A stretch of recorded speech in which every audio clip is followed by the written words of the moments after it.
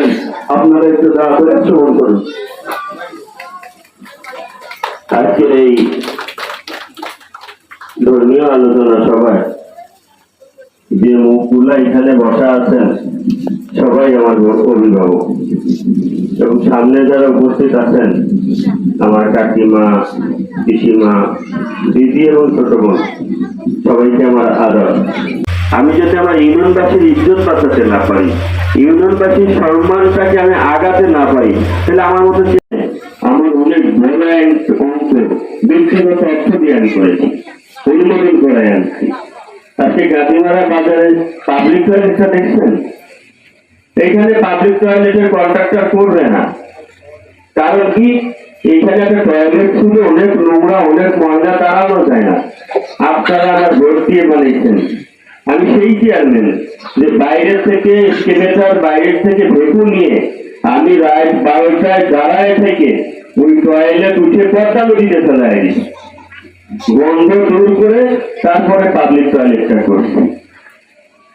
আমি গান্ধীপাড়া বাজারে যে পরিবেশটা করছি এটা টোটালি আমার ব্যক্তিগত অর্থায়নে করছি। আজকে আপনাদের পরিবারের মধ্যেই কোনো জামাই আসলো বা কোনো আত্মীয় আছে যদি বাজারের নিচে নামতে না পারে, তাহলে কি আমাদের কি আমি লজ্জা পাবো না?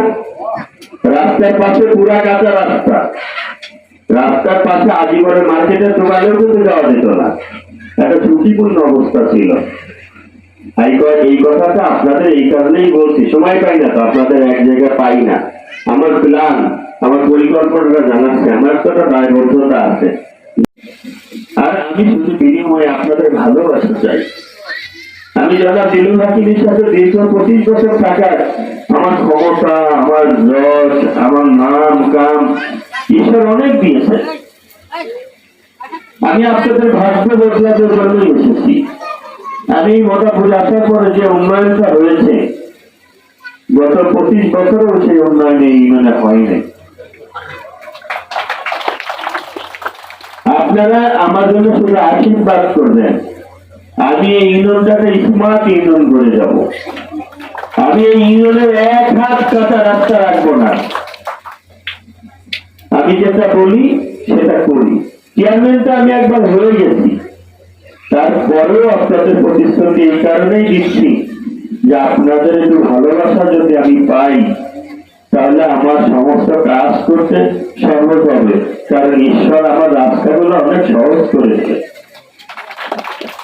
আপনাদের আত্মার শান্তি, আপনাদের আত্মার দোয়া, আর্থিক দোয়া ঈশ্বর কবুল করলে আমার অনেক বিপদ, অনেক কঠিন রাস্তাগুলো সহজ হয়ে যাবে। যাই হোক, আপনার অনেক কথা বলে ফেললাম, শুধু আশীর্বাদ করবেন। ওনারা যখন পারবেন না তখন আমি মুখ করব, কিন্তু তার আগে আপনাদের মাঝে আমি কোনো তৃতীয় পক্ষ থাকতে দেব না।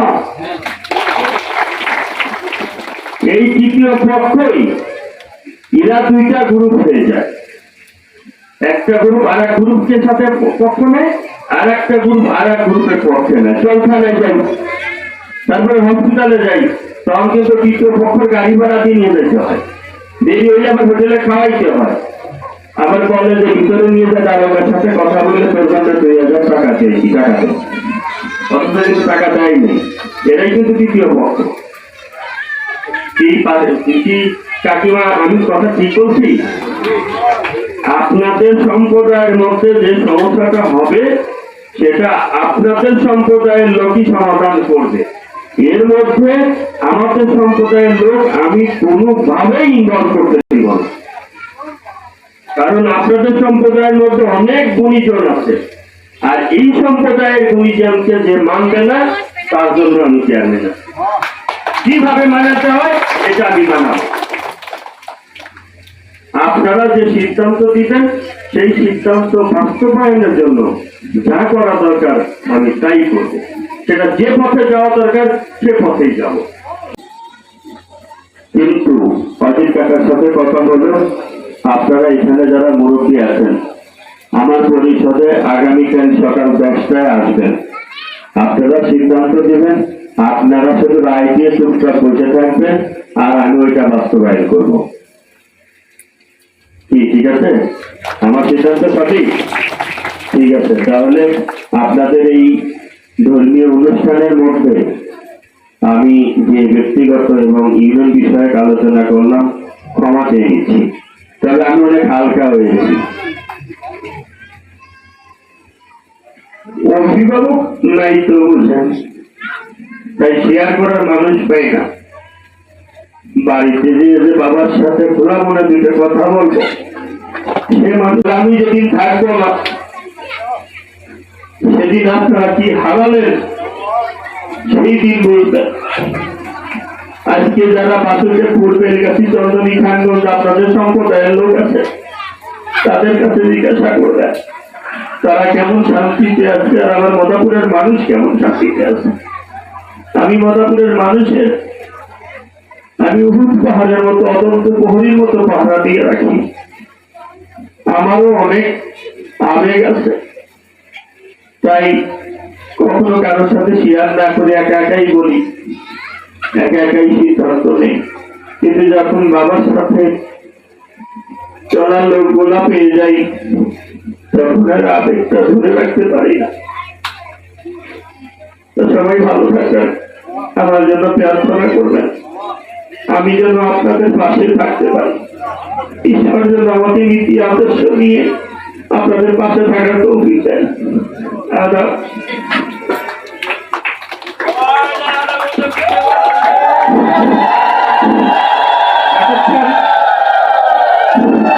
আমাদের মাঝে আমাদের এই ধর্মীয় অনুষ্ঠানে আমাদের এই সুযোগ্য চেয়ারম্যান মিজানুর রহমান নজরুল সাহেব অনেক মূল্যবান বক্তব্য রাখলেন এবং আমরা এই ধর্মীয় সভা থেকে